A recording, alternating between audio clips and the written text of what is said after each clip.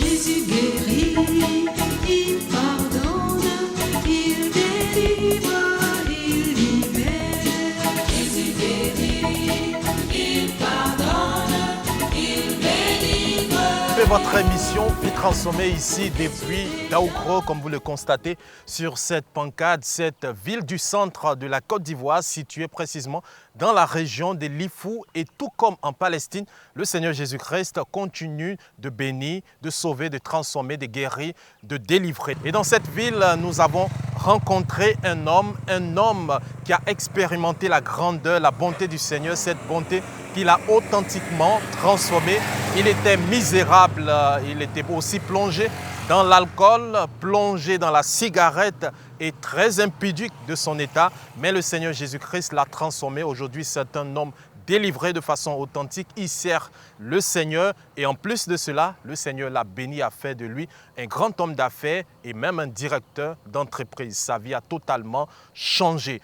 Nous vous présentons donc dans ce numéro de Vie transformée, comme je le disais ici à Daoukro, le témoignage, l'histoire, la belle expérience de Kofi Cyprien que nous avons suivi dans sa maison, dans son entreprise et même aussi dans ses réalisations. Un numéro très exceptionnel et très édifiant que je vous invite à suivre ensemble. Découvrons.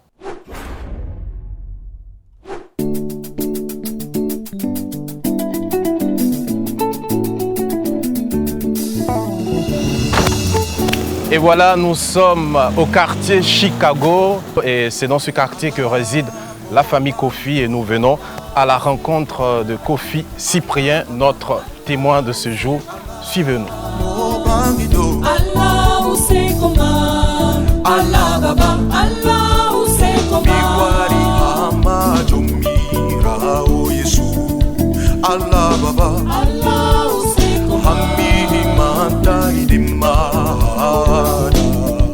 Allah Baba, Allah Use Allah Bobangido, Allah Use Koma, Allah Baba, Allah Use Koma, Bobangido, Allah Use Koma, Allah Baba, Allah Use. Bonjour à nos. Soyez les bienvenus. Merci beaucoup. Prenez place. Merci. Ah, vraiment. Bienvenue à nous. Merci beaucoup. Et le voyage? Oui, c'est très bien passé à Abidjan, Daoukro, plus de 230 km. Dans tous les cas, c'est très bien passé par là. Gloire à Dieu. Merci beaucoup. Et on va rendre grâce à Dieu pour votre arrivée. Père notre Dieu, nous te bénissons merci parce que tu as protégé le frère Arnaud, Jean jusqu'ici. Je veux te dire merci et je prie que le temps qu'il va passer avec nous, qu'il soit béni, qu'il soit protégé au nom de Jésus-Christ. Amen.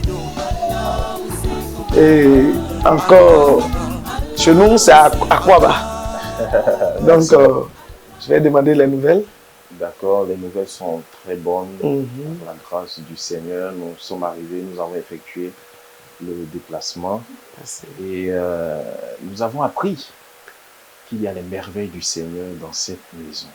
Alors nous sommes venus écouter, nous sommes venus apprendre, nous sommes venus découvrir ce que le Seigneur a fait dans cette maison, en particulier dans la vie du chef de famille. Merci.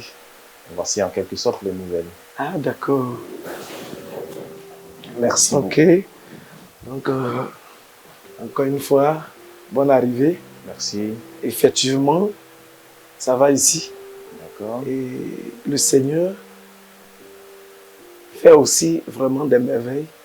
Et il a déjà fait aussi dans ma vie. Alléluia. Et donc, si vous avez entendu qu'il y a des témoignages, effectivement, c'est vrai. Et ces témoignages sont véritablement vrais. C'est donc ce témoignage que nous sommes venus découvrir. Le passé, ton passé a été dominé par l'alcool, par la misère, la pauvreté, la fornication. Et aujourd'hui, nous apprenons que Kofi Cyprien est un homme d'affaires, est un directeur d'entreprise, il est délivré authentiquement, il sert le Seigneur, c'est même un ancien de l'église ici à Daoukro. Nous constatons là une grande transformation. Commençons déjà par la genèse. Comment est-ce que les choses ont commencé pour cet homme qui a pris ses origines natales dans un petit village baoulé? Comment a été son enfance et son adolescence? Ok, merci, bien-aimé. Ah, ça n'a pas été facile. Wow. Ça n'a pas été facile. Mais je rends grâce à Dieu parce que chaque fois je dis même que c'était une formation que le Seigneur m'a accordée. Étant petit, j'étais avec mon oncle en 86. C'est là que j'ai fait CP1. Et CP1, je n'ai pas pu terminer même correctement l'école parce que le classement n'a pas été fait devant moi. Tu n'as pas terminé l'année scolaire? Non, je n'ai pas terminé. D'accord. Et je suis parti à Abidjan. De là, mon père était dans un campement de Toumoudi, je crois bien, du nom Afiakon. D'accord. Voilà. Donc, on était là-bas.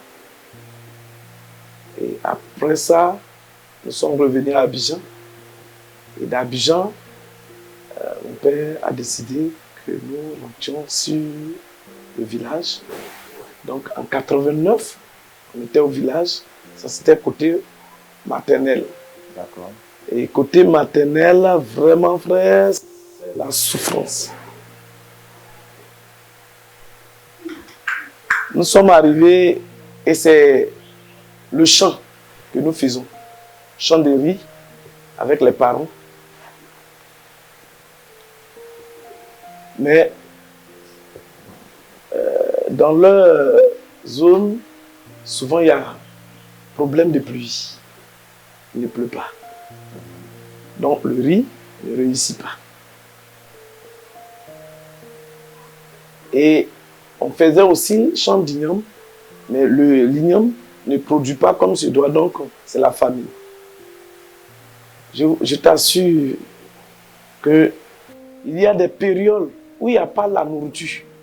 Et on se promène dans la brousse pour chercher igname sauvage.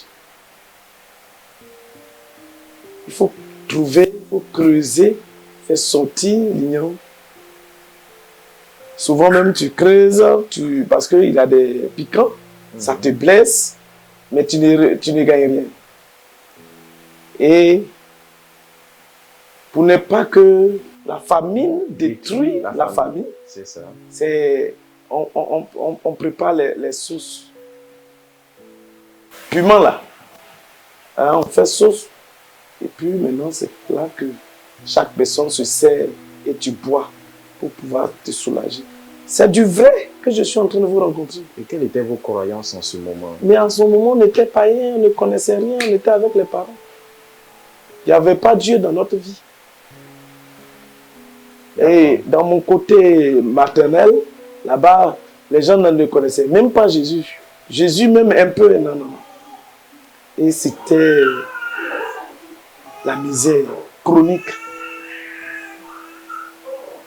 Et en 92, parce qu'on était là-bas, c'était la souffrance. C'est ça. Mais les parents n'acceptent pas qu'on va aux côtés de nos côtés paternels. Donc, un jour, moi et mon grand frère, on a décidé de quitter la famille maternelle. Et on n'a pas dit au revoir à quelqu'un. On a marché de, je crois, 25 km pour atteindre le village paternel en 92. Et là, en quête du bonheur, d'un certain bonheur. Bon, en son temps, on voulait rejoindre notre papa. D'accord. Donc, il n'y avait pas histoire de bonheur. Bon, c'est que sûr, on était encore tout jeune. Excusez. Et quand on est arrivé au village, le village c'est Angamankro. c'est une sous-préfecture de Mbayakro. Côté maternel aussi, c'est une sous-préfecture de Mbayakro. Mais ici, côté paternel,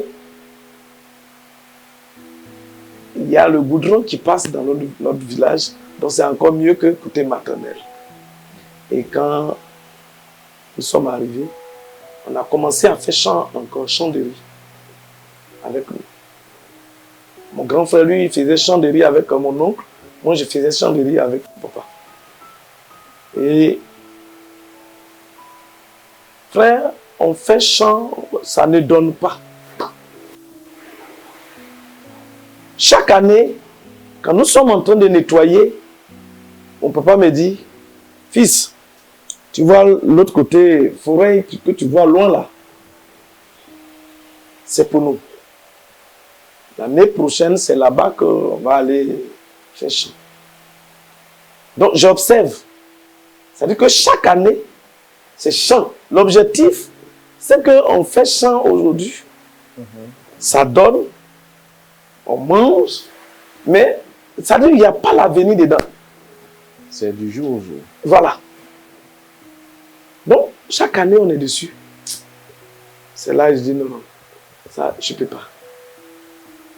Et en 95, il y a un monsieur, un oncle, qui est venu scier les bois, les planches là. Donc, on transporte la brousse, on fait sortir la brousse et on met au bord de la route. Puis il y a un camion qui vient charger. Donc, une planche à 100 francs. Donc, j'ai pu transporter, c'était vraiment lourd. Vous voyez, les planches de 5 mètres, 100 francs. J'ai pu transporter 30 planches qui m'a donné 3000 francs. Donc, les 3000, c'est là que j'ai pris pour commencer le commerce. Et ça, c'est sûrement un fait qui t'a marqué. Non, parce que je sentais la misère. Et je voyais que les parents n'avaient pas la solution. Leur solution, c'est qu'on a forêt. On doit nettoyer à tout moment. C'est ça. Donc, et par la suite, j'ai commencé le commerce avec les 3000. Et il y avait biscuits où il y a 3 dedans en son temps. On payait à 15 francs. Les 3 là sont dans... J'ai oublié le nom du biscuit là. Donc, quand tu payes en gros, ça te revient 1 à, je crois, à 10 francs. Quand tu vends 5 francs, tu as 5 francs sur le paquet. Et c'est comme ça que j'ai commencé.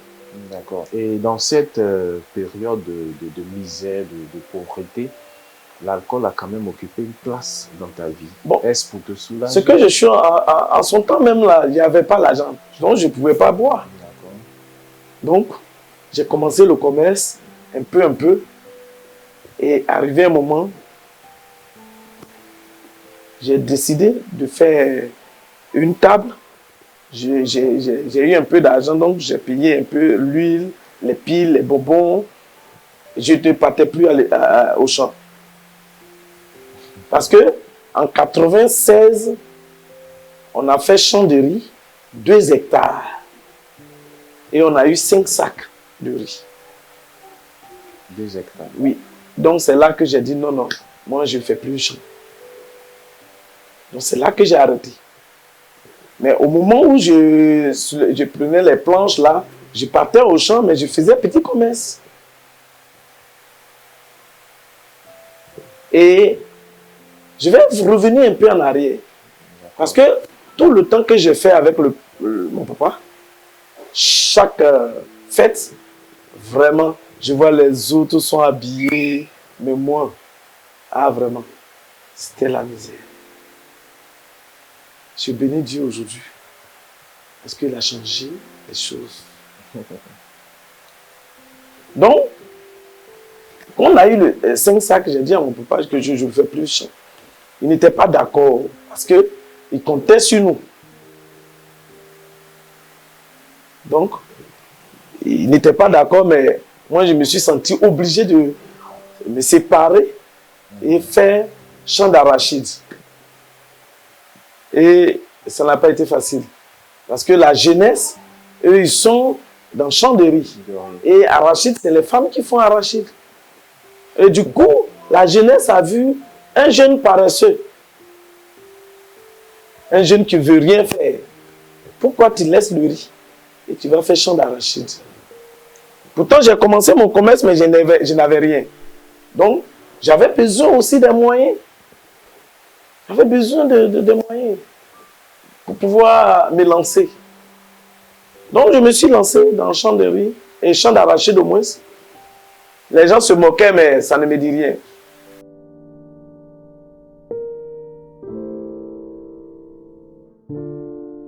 Et vraiment, c'était pas facile. Même il était avec une fille. Avant que je le connaisse, avant qu'on se croise, il était avec une fille. Maintenant, la fille, ses parents disent que Cyprien était paresseux. Il est paresseux. Donc, pour cela, ils ont arraché leur fille et ils étaient restés avec lui. Ils se moquaient de moi, ça ne me dit rien. Et Dieu m'a béni. J'ai eu, je crois, 10 à 12 sacs. Voilà. Donc, j'ai vendu. Ça m'a donné un fonds de commerce. Et j'ai renfoncé mon commerce. Et j'ai installé une boutique au village. Mais ça n'a pas été facile. Parce que quand j'ai installé la boutique, j'ai eu des amis. C'est là maintenant que l'alcool a commencé. Vraiment, on buvait. Tu sentais un peu la réussite avec la boutique? Oui. C'est tes objectifs. Parce ne sont pas oui, atteints, oui, je sentais la réussite, mais je n'avais pas, les parents ne connaissaient pas le Seigneur. D'accord. Voilà. Donc, il me donnait des conseils, mais au fait, je n'obéis pas. Et je buvais. Moi-même, je fabriquais Koutoukou. Cette boisson frère. L'alcool, forte, oui. Je fabriquais. Et chaque boutiquier, parce qu'il y a un groupe boutiquier, quand on arrive chez toi, on ne paye pas la boisson. Vraiment, tu nous sais, on boit. Et quand on fait tout à tout, si tu viens chez moi, demain je vais chez toi, au fur et à mesure, on se visite. Et c'était vraiment dangereux même. Et en ce moment, quelle était la quantité approximative que tu arrivais à boire seul? Au fait, je buvais le vin et la bière, mais j'ai vu que c'est faible. Même pastis, je prenais. Il y a aussi de l'alcool. Voilà, je prenais, mais je vois. Donc, arrivé au moment, je me suis concentré sur Koutoukou. Et vraiment, je buvais. Arrivé un moment, il dit, mais les autres boissons, on voit que les gens font publicité à la télévision. Mais Koutoukou, non. Donc, j'ai mûri l'idée en moi de lancer Koutoukou. Donc, je buvais, on me servait dans le verre, je prends ma dent, j'attrape, et je soulève, je bois, je dépose le verre. Normalement, ça brûle. Tu dois serrer la mine. Mais j'ai dit non, si on serre la mine, c'est qu'on ne peut pas faire la publicité. Donc je dépose, je dis, Koutoukou, c'est la meilleure boisson. Pendant que c'est en train de me détruire. Brûler. Et je sentais le mal, mais je veux atteindre mon objectif. Donc, ça me brûlait, mais je buvais quand même. Et là, tu avais pour but de conquérir tous ceux qui t'observaient. Oui. Pour qu'ils se joignent aussi à toi. C'est ça. Et j'ai essayé un peu. Tu vois, un verre, 2 verres, jusqu'à arriver un moment, j'étais à demi-litre. Moi aussi, je prenais demi-litre de Koutoukou. Et par la grâce de Dieu, arrivé un moment, moi-même, j'ai pris conscience. Et puis, j'ai diminué. Tu constatais les effets sur toi? Au fait, je n'ai pas constaté, mais je me suis plongé dans le commerce et je voyais que ça détruisait mon argent. Donc, Je n'ai pas arrêté un coup, mais j'ai diminué. J'ai diminué et je suis rentré encore dans la débauche. Dans la débauche. Et je disais aux gens, mes amis, que moi c'est l'alcool et femmes. Les femmes, que c'est à cause les deux là que moi je cherche l'argent. En fait, c'est maintenant même que je vois que c'est comme si je n'avais pas l'intelligence. Comment est-ce que quelqu'un peut perdre son temps avec la souffrance dont je vous parle? Si je commence à voir quelque chose, c'est l'alcool que je me plonge dedans et les femmes. Et j'étais dans l'impudicité aussi chronique. Et en 2000, d'abord, quand j'ai vu que je tournais, arrivé un moment, les gens commençaient à me voler au village. Parce que dans ma boutique, je vendais aussi, je faisais un petit restaurant. Hein. Je préparais. Et je sais bien préparer. Merci de nous préparer. Oui, je fais le riz avec viande de brousse. On coupe le morceau à 100 francs. Ça, c'était en son Donc, temps. oui, en son Sinon, temps. là, on risque de te poursuivre à non. cette allure pour avoir Oui, quelques oui. morceaux, là. Le morceau à 100 francs. Et le plat de riz avec la viande, c'est 200 francs.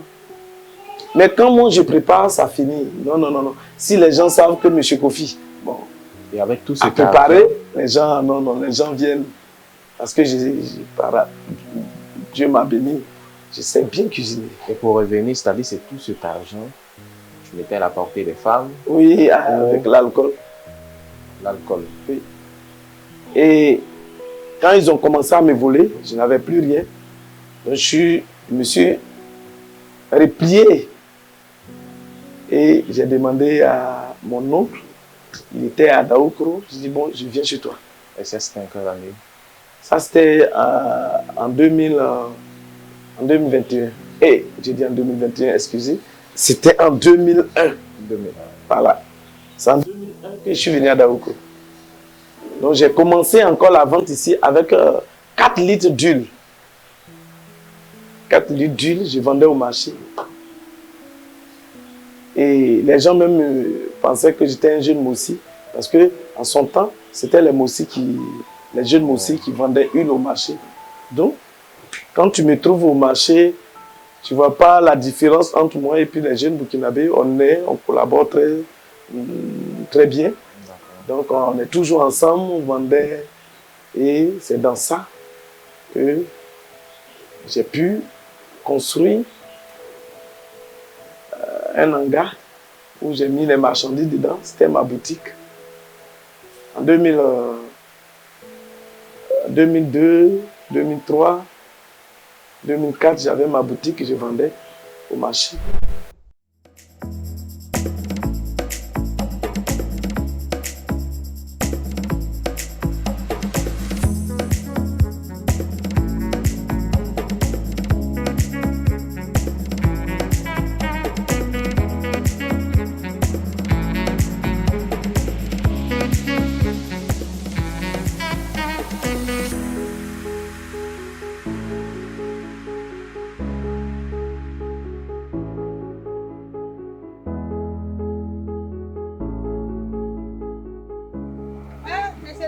Bonjour. Bonjour, ça va? Oui, ça va. Non, il va être 2 jours.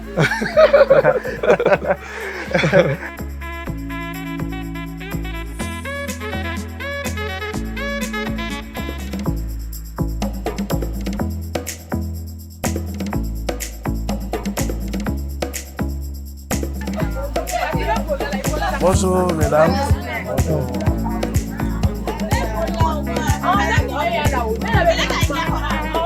Voici. Quand je suis venu dans le marché, quand je suis arrivé dans le marché, ceux qui me servaient, qui me donnaient même l'huile à vendre, il est parmi ceux qui m'ont donné l'huile. Puis j'ai servi. C'est comme ça que je vendais avant. Wow. Bonjour, monsieur. Vous allez bien? D'accord, merci beaucoup. On est venu rendre visite à M. Cyprien, comme vous l'appelez. Ça va ici? Sinon, je peux vous montrer comment on attache une. Non, non, ton portable, maman. Oui. Donnez. Et là, on revient aux premiers instants. Il va nous faire une démonstration juste pour dire qu'il n'a pas oublié. Voilà. Comme ça. Comme le prix de l'huile a changé. Karim, ça c'est combien? C'est 100 francs. Donc quand c'est comme ça, on fait comme ça. Puis, voilà. Et comme ça, je fais. Formidable. Est-ce que là, on a encore besoin de poser la question? C'est vraiment ta chose. C'est vraiment ton domaine. Merci beaucoup, monsieur. Wow. Donc, comme ça, tu vendais l'huile dans le sachet.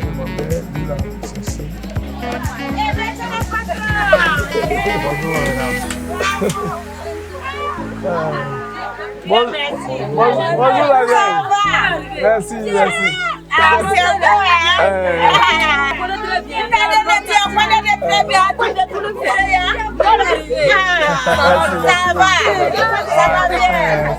Ça va, merci beaucoup. D'accord. Oui, ça va.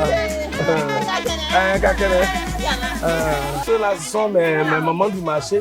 C'est ça, c'est ça. Elles t'ont connu au début. Oui, au début, quand j'avais commencé. Bonjour. Ok, merci beaucoup. Oui, ça va. C'est mon coin là qui est là. Waouh. C'est l'ancien coin. C'était ma boutique. Avant, c'était... en sachet? Oui. Une comme ça. Table comme ça, que j'ai déposé les marchandises dessus.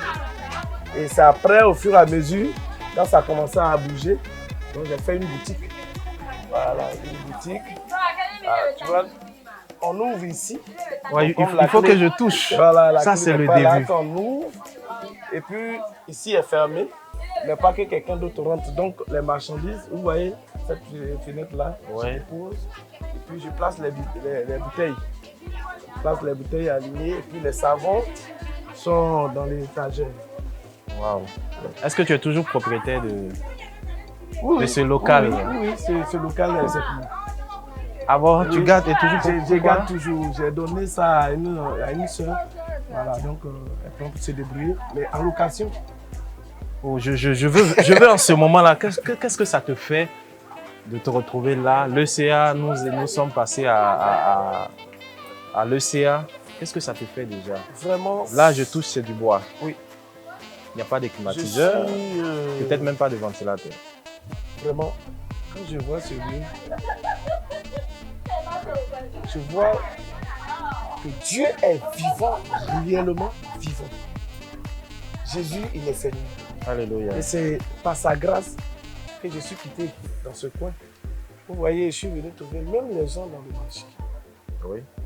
Ceux même qui m'ont aidé même en me donnant les 4 litres d'huile pour servir.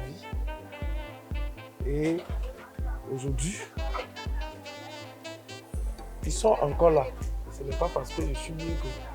Mais c'est Jésus. La différence, c'est que j'ai donné ma vie à Jésus. C'est le cadeau que Jésus m'a fait, que vous voyez aujourd'hui.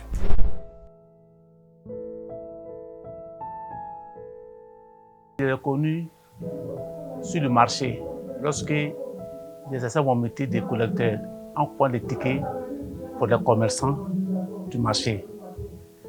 Quand je l'ai connu, il vendait de l'huile en moins quantité.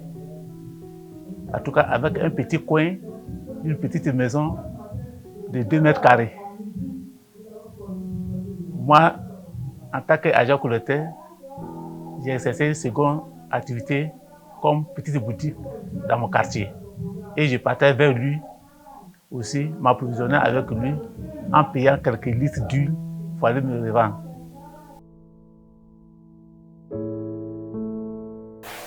Et arrivé un moment,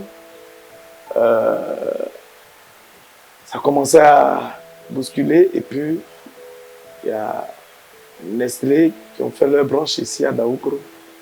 Ils ont commencé à nous donner des marchandises. Vraiment, ça a commencé à bouger encore. Et 2003, ça c'est en 2003-2004. Et le 5 septembre 2004, c'est là que la parole de Dieu m'a touché. Avant de revenir à la parole, avant de venir à la parole de Dieu, tu as quitté le village pour Daoukro. Et là, tu as décidé de refaire ta vie en quelque sorte. Oui. Parce que là-bas, tu t'es livré à l'impudicité, la débauche sexuelle, l'alcool. Et une fois à Daoukro, le commerce marche. Oui. Mais qu'en est-il de la débauche? Est-ce que tu avais cessé? Tu avais pris conscience, mais qu'en est-il? Quel était le degré, je veux dire? Au fait, quand je suis arrivé à Daoukro, j'ai repris. Et quand ça va commencer, j'ai repris encore l'alcool. Avec les amis, on buvait. On partait dans les maquis. Et aussi, j'avais commencé la débauche. L'histoire se répétait. Oui. Mais l'année où j'avais décidé même de m'engager bien dans la débauche, c'est cette année-là que le Seigneur m'a saisi. Et là, nous voulons savoir que s'est-il donc passé dans ce mois de septembre, c'est ça? Oui. Septembre 2004. Il y a un frère qui est venu vers moi, du nom de Jean-Yves, et il m'a parlé de Jésus. Bien avant ça, les gens m'ont parlé de la communauté CMCI à Daoukro ici, et nous, tout ce temps-là, nous on est cathos, hein. Voilà, tout ce temps-là, on partait à l'église, mais j'ai dit qu'au commencement, les parents ne connaissaient pas le Seigneur. Mais quand nous sommes venus au village côté paternel, il y a des gens qui partaient. Mon grand frère même partait à l'église catholique. Et nous tous, on s'est mis dedans. Et ma maman aussi. Mais, bon, c'est la même chose. C'est ma vie. Païen là qui est la même chose au niveau de l'église. C'est ça, c'est-à-dire l'alcool était toujours là, l'alcool, les femmes.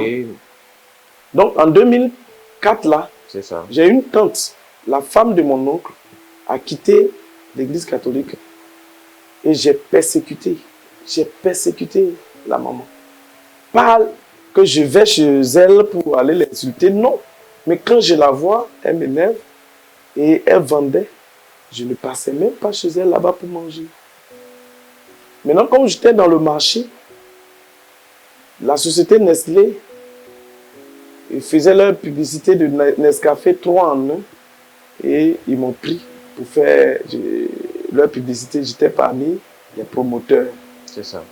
Donc, j'étais chef d'équipe. Donc, normalement, matin, on doit prendre notre petit déjeuner. Donc, je laissais ma tante et je partais ailleurs. Pourtant, ma tante vendait à ticket. Je partais ailleurs pour aller acheter. Et il y a la fille de mon oncle, qui est la fille de ma tante là, la femme de mon oncle. Sa fille est venue et elle travaillait avec nous. Donc, elle aussi, on s'entendait très bien. Et c'est sa maman qui prépare la ticket, qui vendait la ticket. Donc, je ne pouvais pas laisser sa maman pour aller ailleurs. Donc, quand elle est venue, je l'ai mis dans l'équipe de publicité là. Donc, je me suis senti obligé d'aller chez elle. Sinon, elle était devenue pour toi quand même ennemie. Voilà. Donc, quand on est parti manger à Téké là, c'est là qu'on a trouvé le frère Jean-Yves qui m'a parlé de Jésus. Je disais que moi j'ai Jésus. Et avant, quand on me parle de CMCI, non, je m'enflamme parce que je dis, mais qui peut être saint? C'est une communauté qui parle de la sainteté. Saint. Pourtant, l'autre côté, on nous dit c'est pas la foi. On nous dit le fait qu'on a accepté Jésus, c'est déjà bon. On a le ciel. Donc, on ne tient pas compte de notre vie. Et qu'est-ce qu'il t'a dit en 2 phrases concrètement? Il m'a dit que je dois me repentir de mes péchés. J'ai dit, mais là-bas aussi on fait repentance. Il dit non. Parce que là-bas c'est confesser. Demain tu pêches encore, tu confesses. Donc, je pensais que c'était la repentance. Et il m'a détaillé la repentance. Tu dois reconnaître tes péchés. Tu reconnais tes péchés, tu confesses tes péchés, tu abandonnes et tu fais la restitution. Et quand il m'a parlé, il a rendu lui-même son témoignage. Et ça m'a touché. Tu as été convaincu. Et quelle a été la réponse que tu Et lui as donnée? je lui ai dit, d'accord. Et il m'a invité. Mais la semaine là, je le suivais. Parce que c'est comme quelque chose qui est doux, sucré dans mon oreille. Quand je le suivais. En son temps, les gens, ils faisaient aide-maçon. Pharmacie de la paix, les gens avaient commencé à construire. Donc, ils faisaient comment on appelle ça? Aide-maçon. Donc, je partais, je le suivais là-bas. Et il me parlait. Donc, quand il m'a prêché, la semaine là, où il m'a invité, la semaine du dimanche, avant le dimanche, j'ai commencé à arrêter certaines choses. J'ai un ami qui est venu, il a payé 20. Je lui ai dit que je ne bois pas. Je n'ai pas encore mis mon pied à l'église. J'ai arrêté la boisson.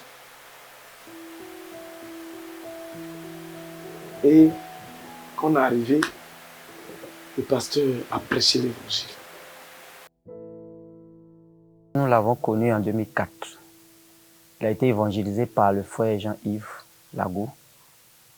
Et un mercredi soir, il a été invité à l'enseignement. Et quand il a écouté l'enseignement, quand on a lancé l'appel de qui veut donner sa vie à Jésus, il a été de ceux-là qui ont levé les mains. Et c'est ce jour-là qu'il a donné sa vie à Jésus.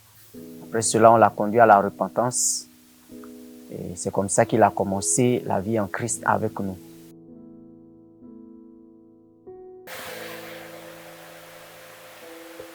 Vraiment, je n'ai pas pu résister même un peu. J'ai accepté. Accepter Jésus. J'ai accepté Jésus ce jour-là. Et je me suis repenti. Quand je me suis repenti, ils ont fait mon brisement des liens malsains de famille. C'est un ministère de délivrance. Oui. De la sorcellerie. De la sorcellerie. Donc tu as été séparé des mauvais liens. Des mauvais liens. Et mon père a envoyé une note pour dire que Cyprien, j'ai appris que tu as donné ta vie à Jésus dans une église. Il dit oui, papa. Dis de quitter l'église. Mon papa dit de quitter l'église. Mon papa est païen, purement païen, il n'est pas religieux. Mais du coup, mon père m'appelle, dit non. Tu es un catholique, pourquoi tu quittes l'église catholique et puis tu te mets dans les églises bizarres, c'est ce qu'il a dit. Il dit non, papa. Il a écrit une lettre, il dit, si je ne quittais pas, je ne suis plus son enfant. Je lui ai répondu, papa, c'est maintenant que tu as eu enfant. Et ça l'a énervé. Ça l'a énervé. Victime de persécution. Ça l'a énervé. Et il est venu, il a quitté le village, il est venu. Il dit, tu dois arrêter l'histoire de Christ là. Il dit, papa, c'est maintenant que tu as eu enfant. Ton enfant qui boit, un enfant qui boit, qui fume, qui cherche les femmes, qui vole. Parce que un bon païen vole. Il y a ce qu'on casse la maison et puis on prend. Il y a ce qu'on fait pratique la fausseté et puis on prend. Sinon, souvent les gens disent que je ne vole pas, je ne vole pas. Pourtant, tu es païen là, tu voles. Tu peux, ce n'est pas cassé. Une chose est claire, il n'y a pas aussi de... Les païens sont des païens. Païen. Donc un enfant qui vole, qui boit, qui fume, qui commet l'impudicité. Tu as un enfant comme ça, c'est ce que j'ai dit pour mon papa. Avant, tu pensais que j'étais ton enfant. Mais là, je n'étais pas. C'est maintenant que tu as eu un enfant. Et j'ai commencé à prêcher mon papa. Et il s'est fâché. Les voisins ont demandé pardon. C'était en 2004. Là où je louais maison. Les gens ont demandé pardon. Non, non, non, non. On a préparé, papa dit, ne mange pas. C'était vers 18h, 19h. Je vendais au marché, il a laissé, il est venu avec un pot de 4 litres. Il voulait payer huile. Et il n'a pas eu. Et il a dit que comme j'ai refusé d'écouter sa voix, d'aller lui donner son bidon et d'aller lui donner son bidon, il va prendre pour se retourner. Il ne paye plus une. C'était 19h. On est au marché. Je l'ai accompagné au marché au moins. Parce que tout le marché était fermé. Donc je l'ai accompagné au marché. Je suis parti dans ma boutique. J'ai ouvert la porte. Je suis venu lui donner son bidon. Quand je suis rentré dans la boutique, je sortais.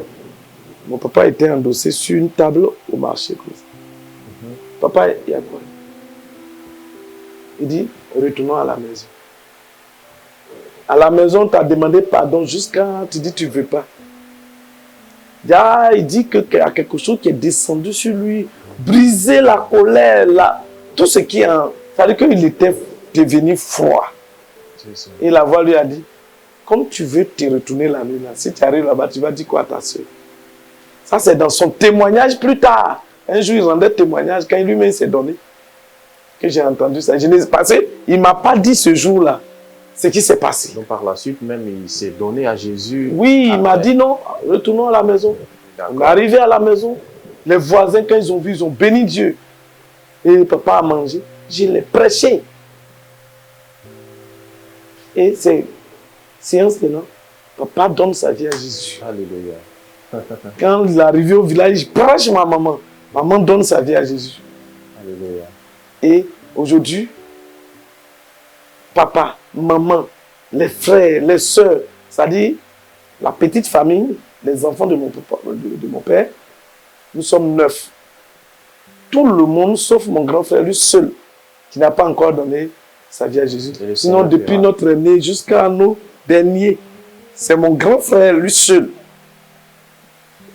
Lui, il est prédicateur de l'autre côté. D'accord. Le Seigneur sûrement fera et va l'emmener parce qu'avec le témoignage même du Père, on voit que le Seigneur brise les cœurs endurcis. Et là, je suis maintenant, je suis curieux de savoir que s'est-il passé lorsque tu as donné la vie à Jésus par rapport à cette vie liée à l'alcool, à l'impudicité. Que s'est-il passé après avoir donné maintenant la vie à Jésus? Avant qu'on m'a invité, avant de mettre mon pied à l'assemblée, là où on m'a invité, j'ai arrêté.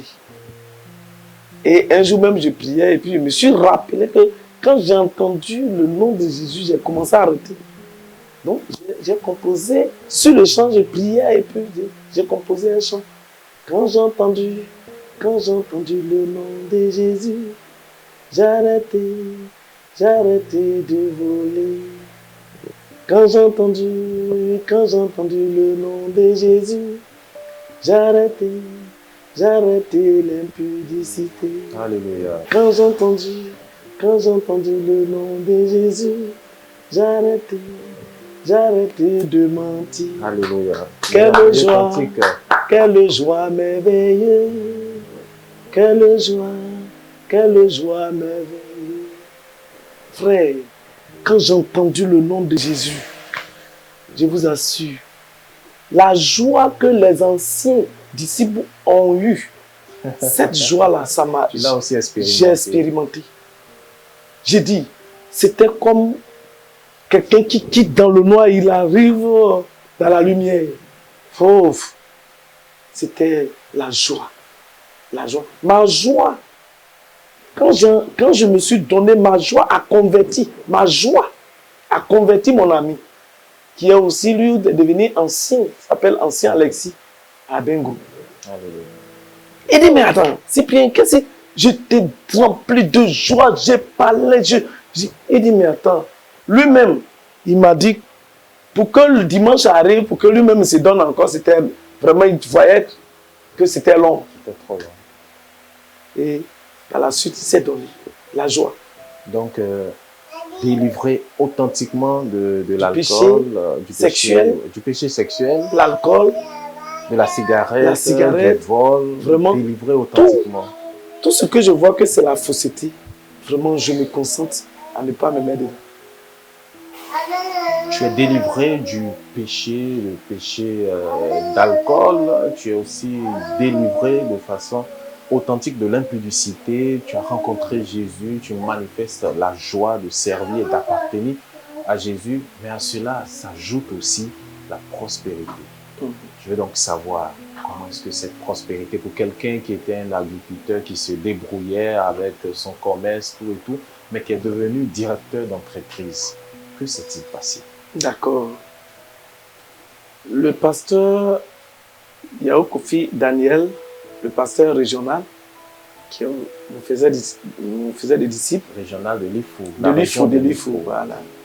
Donc, il a lancé un jeûne de 7 jours complets. Et au départ, je voulais négliger. Je ne voulais pas rentrer, hein, mais quelque chose m'a dit de rentrer. Et le jeûne avec quel but? Le jeûne, c'était même chose comme le renversement des principautés personnelles et familiales, mais en son temps, c'était un traitement du passé.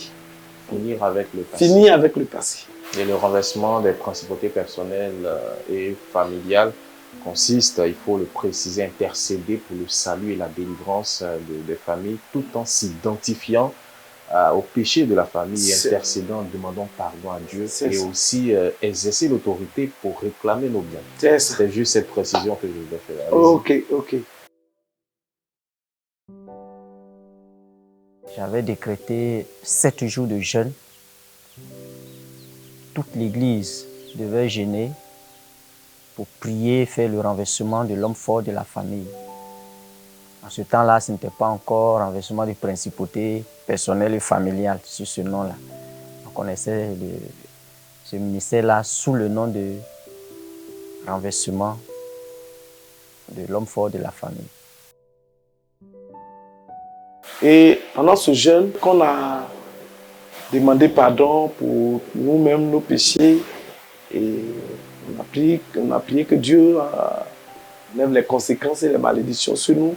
On a supplié aussi Dieu pour les péchés de nos parents. Donc, quand on a fini ce travail, et il a demandé, qu'on a fini la prière au moins, il a dit d'arracher maintenant nos biens. D'abord de juger le prince des démons qui gère la famille.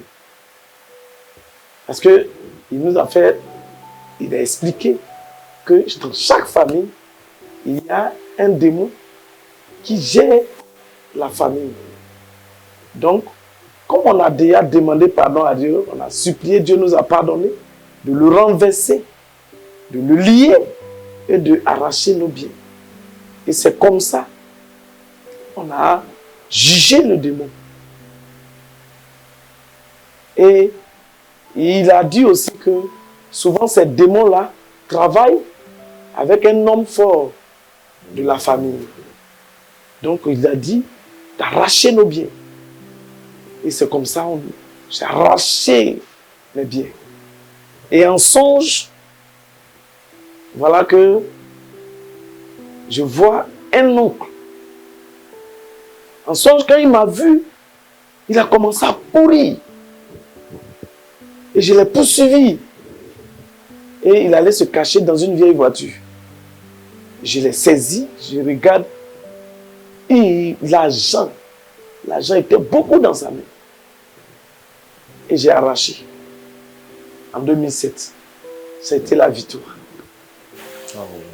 Donc depuis 2007... Cela justifiait plus ou moins le message qu'il donnait parlant de l'homme fort, qui est une personne physique ça. Dans la famille qui a un pouvoir démoniaque C'est ça. ou qui est en collaboration même avec les démons et qui domine sur cette famille. C'est Lorsque ça. cette personne parle, aucune autre personne ne peut ouvrir la bouche. Avec un tel songe, cela justifiait clairement le message qu'il a eu à donner.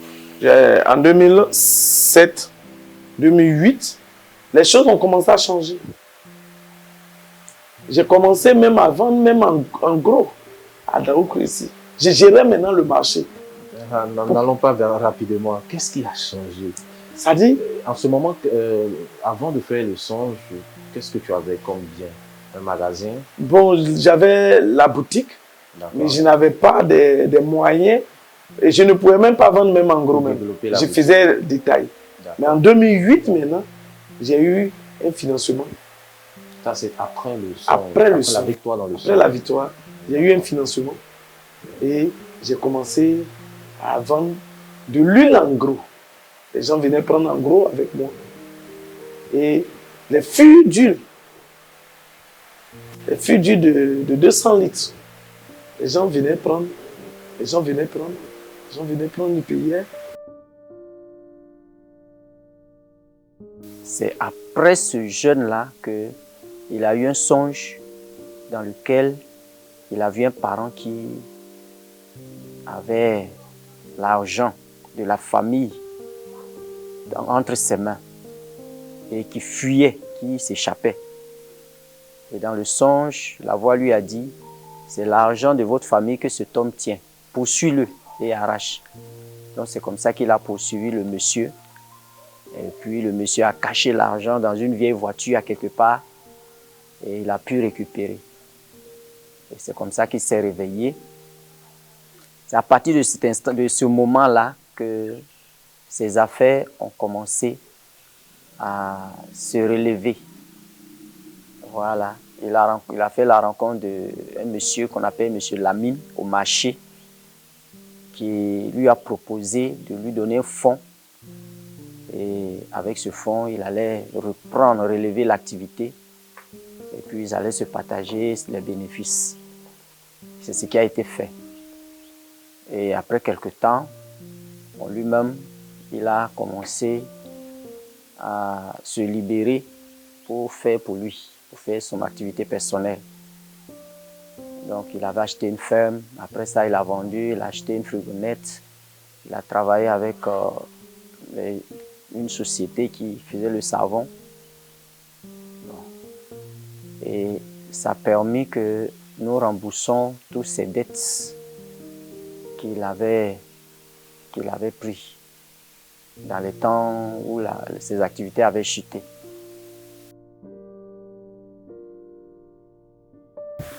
Et en 2009, j'ai vu que l'activité vraiment bougeait. Et j'ai acheté, comment on appelle, un bâcher pour faire la livraison à domicile. Dans un véhicule pour la livraison. Voilà. Donc, je partais dans les villages, je livrais. Après ça, j'ai eu un gros camion de 10 tonnes qui faisait aussi la brousse. Et j'avais un partenaire, je vous ai dit que j'ai eu un financement. C'était un monsieur qui m'avait financé. Maintenant, en 2010, je me suis séparé du partenaire parce qu'il y avait des soucis, c'est-à-dire que l'activité est en train de devenir grande. Donc, j'ai senti les murmures et autres. Donc, pour ne pas que ça agisse sur ma foi. Donc, j'ai décidé de me séparer. Donc, il est venu, on a fait inventaire, tout et tout. Tout son argent est là. Et on a partagé ce qu'on doit partager. Et quand je me suis séparé, j'ai créé une entreprise du nom ECD. ECD, c'est Entreprise Cyprien Distribution. Et tu fais quoi? Donc, j'avais acheté une voiture fourgonnette et j'ai livré mes marchandises. J'ai livré mes marchandises à domicile aussi. Je partais dans les coins et c'est dans ça, il y a une... il y a un monsieur qui est venu me voir. Ils ont une structure qui fabrique des savons. Donc, ils m'ont donné échantillon et puis j'ai lancé la vente en ville ici. Ça marchait. Dans quelque sorte, tout ce que tu touchais marchait Ça marche. rapidement. Et Dieu m'a donné aussi l'intelligence, je ne sais pas si c'est... Bon, oui, l'intelligence a une capacité de discerner. Du coup, tu viens me voir. Si ce que tu me proposes, si ça va marcher, je sais. Si ça ne va pas marcher, je sais. Donc du coup, quand le monsieur est venu, j'ai discerné, j'ai dit non, non, ça va marcher. Et quand j'ai vendu, j'ai tissé lien. Et je suis parti directement à l'usine. Et on a signé un contrat pour que je sois leur commercial au niveau de la région Nzinkomwe. Avant, notre région n'était pas divisée. Voilà, donc c'était la région Nzinkomwe. Il faut quand même rappeler, hein, pendant que tu parles de ta vie, il faut quand même rappeler avec toutes ces réalisations que tu as le niveau CP. Hein? Oui, le niveau CP. Sans même achever. Non, non, non, non. Sans même achever. C'est bon, je ne sais pas comment on appellera ça, mais voilà. On retient le niveau CP. Et Dieu t'a grandement béni après ce songe, après cette délivrance. Ah là, je vais me retourner un peu en arrière parce que tu me rappelles. En 2004, quand je me suis donné à Jésus, quand je me suis donné à Jésus, je me suis enfermé. Je faisais des retraites de 6h à 19h. J'étais tout le temps devant Dieu. Donc, pendant mes retraites spirituelles, je me suis enfermé et je priais, je dis Seigneur, j'ai reçu ta parole que j'ai reçue. Je veux partager, mais je ne sais pas lire. Comment je vais pouvoir partager? Parce que j'avais un CP1. CP1 est égal à 0. Parce que ça ne m'a pas... C'est égal à 1. Bon, parce que rien. Ça veut dire que si au moins j'avais une connaissance, on peut dire que j'avais une connaissance. Je connaissais les A, B, C, D, c'est tout. Et quand tu as fait cette demande à Dieu, donc quand j'ai prié, automatiquement sur le champ, Dieu m'exauce. La voix me dit, prends Matthieu 7, verset 7. Je prends Matthieu 7, verset 7. Je lis la parole correctement. Demandez et l'on vous donnera. Cherchez et vous trouverez. Car quiconque demande reçoit. L'on ouvrira à celui qui frappe. J'ai dit, attends, Seigneur, tu m'as exaucé. C'est comme ça que j'ai commencé. Donc, au fur et à mesure où les années passent, la connaissance augmente. Ma connaissance intellectuelle augmente. Ça veut dire que c'est comme Dieu a implanté quelque chose en moi qui se développe. J'aimerais bien comprendre. C'est quoi la compréhension de l'écriture, la lecture? Non, non. Au fait, pas la... Oui, la lecture. La lecture. Je lis bien.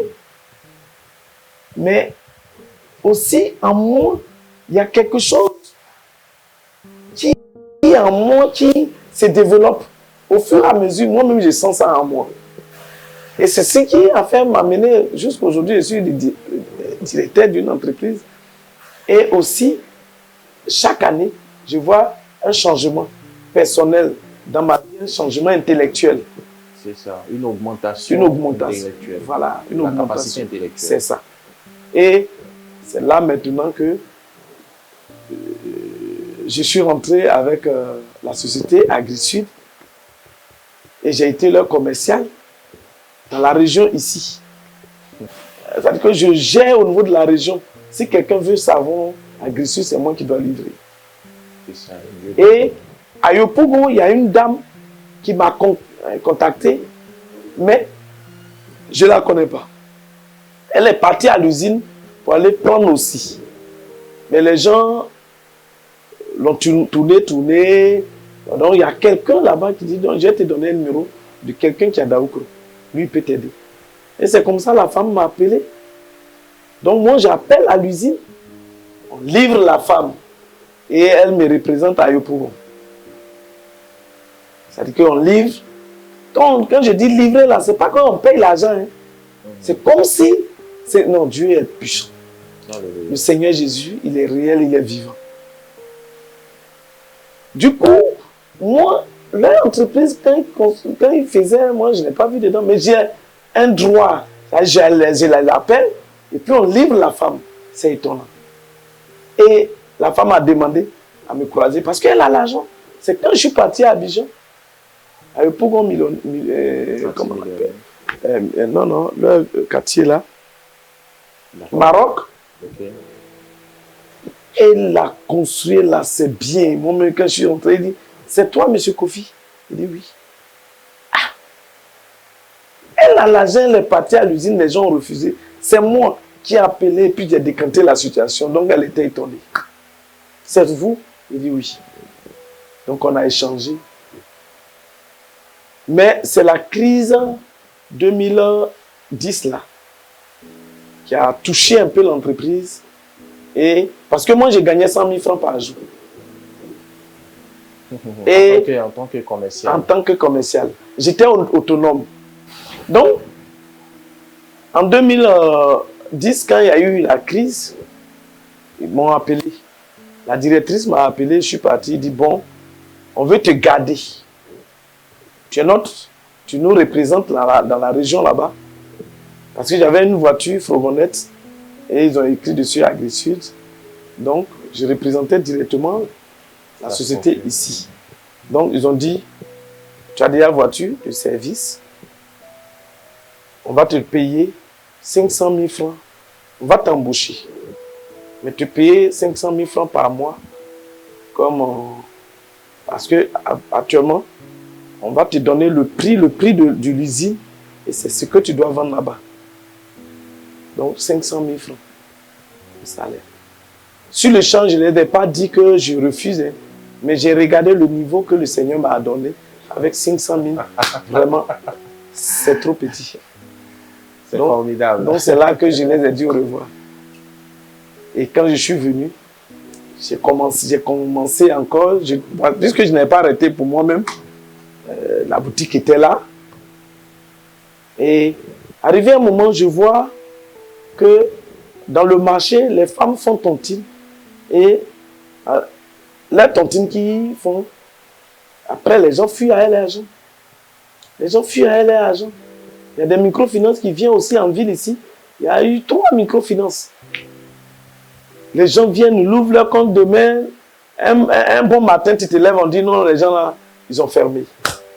Il dit, mais ça, c'est quoi ça? Mais je vois que les gens, tout le temps, ils veulent faire la tontine. Il dit, bon, c'est que je dois me mettre dedans. Et ça n'a pas été facile. Donc, j'ai fait l'étude du marché. Je suis rentré dans le marché et puis j'ai sensibilisé les femmes. Hommes comme femmes, hein. Je leur demande qu'il y a une structure qui va venir vous aider. Qui va venir vous aider. Et le nom de la structure, c'est ECA. Donc, je l'ai sensibilisé, les gens ont écrit leur nom. J'ai vu que les gens sont intéressés. Et je suis parti voir mon faiseur de disciples. Ah, voici l'activité, ça, je vais me mettre dedans. Je vais faire la tontine, mais différent des autres. Il faut préciser là l'encadreur spirituel. Oui, mon encadreur. Daniel. Voilà. Donc, il a dit, c'est bon. C'est une bonne idée. Mais le niveau que tu as ne te permet pas. Parce que c'est comme ça les banques naissent. Un jour, il est venu à mon bureau. Il m'a dit, pasteur, je veux faire tontine avec les femmes du marché. Donc, je me suis fabriqué une carte. Il a fait une carte où il y avait 30 jours dessus. Et il a dit, j'ai partagé aux femmes du marché que j'allais épargner leur argent pendant 30 jours. Et le dernier jour, qui est le 31e jour, le 31e jour allait me revenir. Et quand il m'a partagé ça, je lui ai dit, bon, en fait, pendant qu'il l'expliquait, j'ai vu que ça, c'est quelque chose qui allait aboutir à une banque.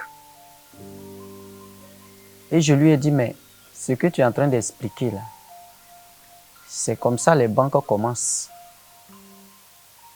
Il dit oui, moi-même je vois. Il dit, mais toi, tu n'as pas fait l'école. Quand tu vas garder l'argent des gens,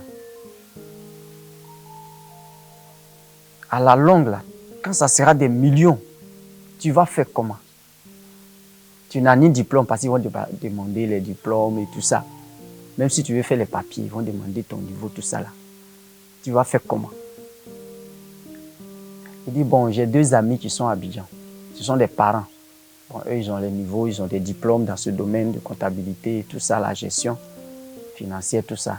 Je vais aller les contacter et puis on va faire ensemble. Je dis, d'accord, là au moins, je sais que si vous êtes en groupe et que d'autres sont intellectuels dedans, je sais qu'il n'y a pas de problème.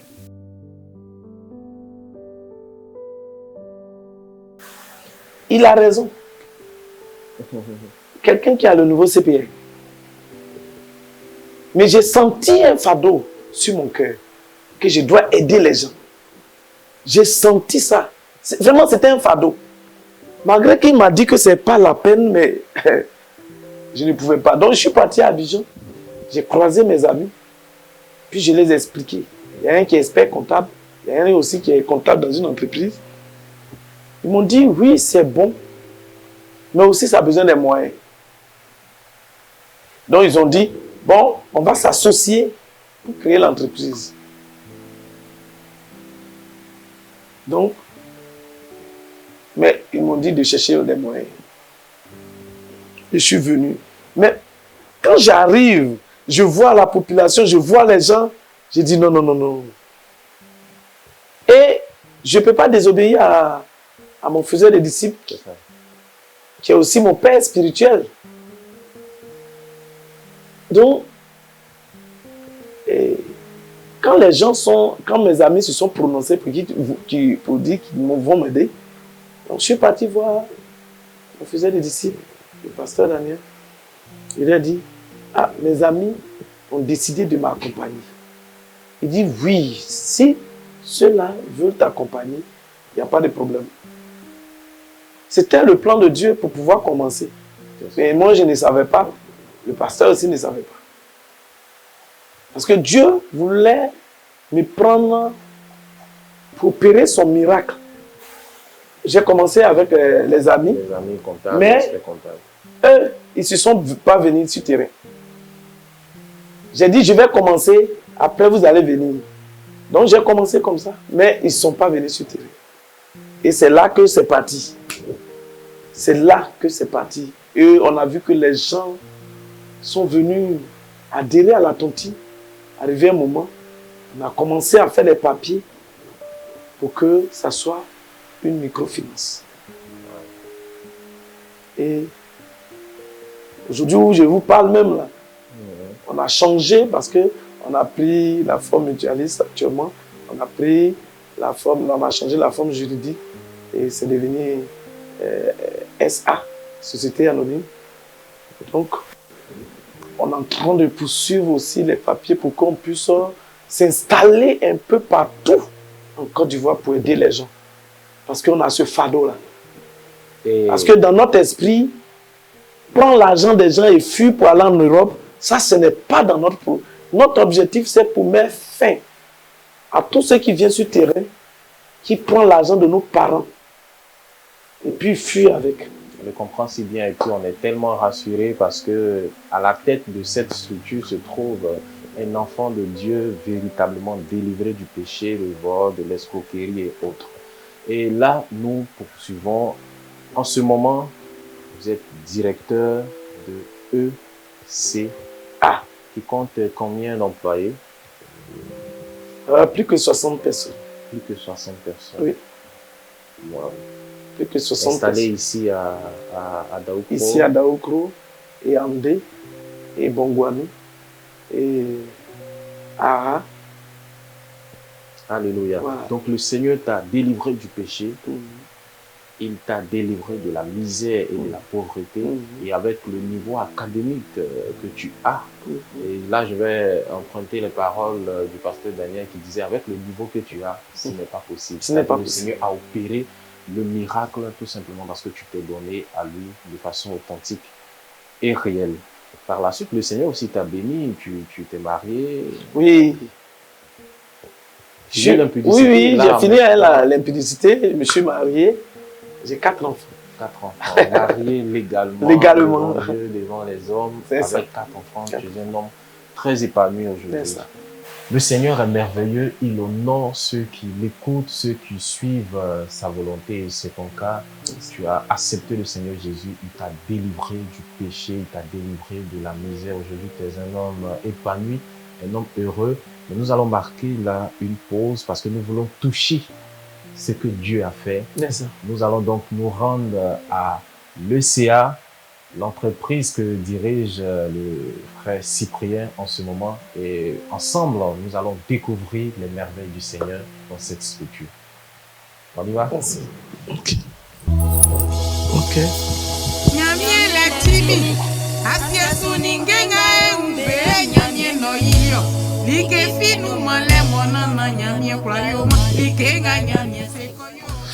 Je vois des enfants. Oui. Avec une mère assise. C'est ça. C'est Madame Kofi qui est là. Ah d'accord. Madame Kofi, l'épouse donc Voilà. du DG. C'est ça. Et ce sont nos enfants. C'est toute une grande famille. C'est ça. Bonjour à vous. Merci beaucoup de nous avoir accueillis dans votre maison. Merci. Et là, nous partons. Oui, au à service. l'ECA. Oui, merci.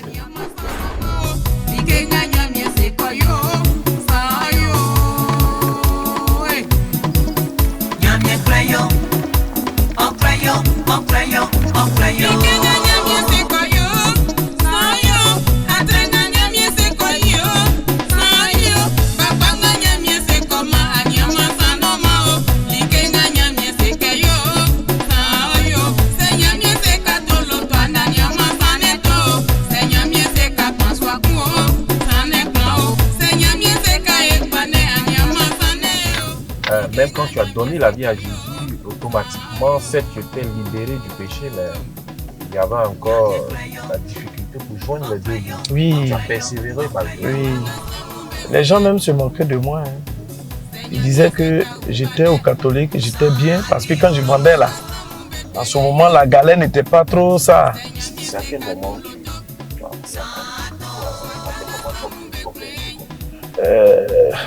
C'est en 2010.